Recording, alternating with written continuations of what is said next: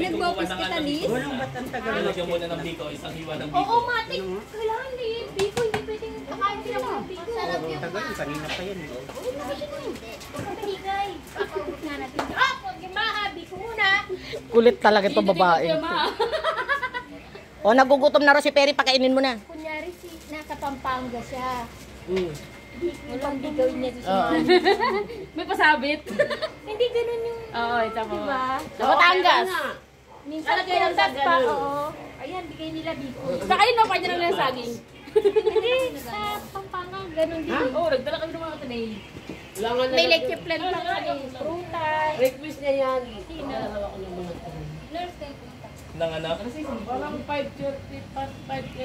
Ano, si Nicole. Basta Ayan na, te! Ayan na, sir, mitay niyo. Tatay na, konting bawas na, puta na. Gagong siya na nagtutulog sa'yo kanina. Gagong gupit. Pinatay ko na. Dalawa pa. Kita-kita uwan na. Pinatay ko na. Para hindi lang kayo sumabit. Uy, wala lalagyan ikaw. Ilang ba dyan ang Ay, ina ito siya, Mente. Dapat pinagbagal mo na. Ay, hindi. Pilit ka lang. Diyan na lang lagay yung isda. Uy, pwede ka na yung... Dito na lang. Sa sulok yung isda para hindi masyado maano. Para take out. Dito na kayo yung sabi. Dapat hindi pa nilalagyan lagyan na ito. Ano ko mga damit na po. Pagaling ang sabi. Ano naman yan, Lai?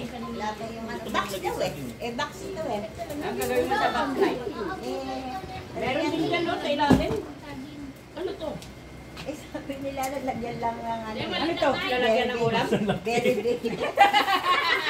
Ano? Niloko ko ni nanay. Ano raw ilalagay?